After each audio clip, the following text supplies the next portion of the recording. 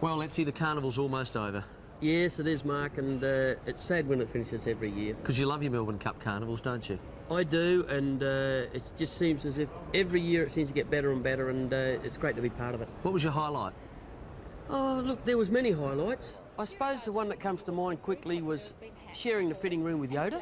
Yeah, well, I'm sure we'll hear more about that once that all goes to court, of course. What about from a racing point of view, John? Well, Mark, I think the Melbourne Cup, it was a great race, and it was great to see Bart Cummings win his 11th Melbourne Cup, Johnny Marshall to win his first. He's been placing it a couple of times, but I think that was the climax of the whole meeting. And Letts, you almost didn't make it. No, Mark, on the first day I had a bit of a coughing attack. You hate your coughing attacks, don't you? They come on pretty quickly and they're hard to get rid of. Do you reckon you swallowed something? No, I don't think so. Did you ever find that cufflink? No, I didn't. You all right? Can we do that again? Yeah. And Lettsy, we met so many great people here, and it doesn't matter where you are, whether it be around Australia or overseas, everyone seems to recognise you. Do you remember Johnny Letts, sir? Yes, I remember him quite well. That's why I'm come to address him.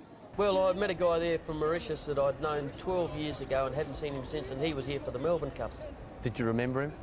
I remembered him. He was a regular race goer in Mauritius, and he was here to see the big one. He's a lovely guy too. Lovely person. Any other highlights, John?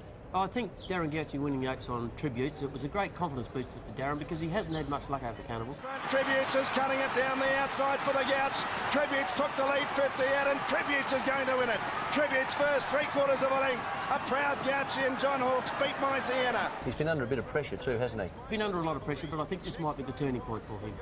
John, the feature event tomorrow is the Emirates Stakes. Who are you going to tip?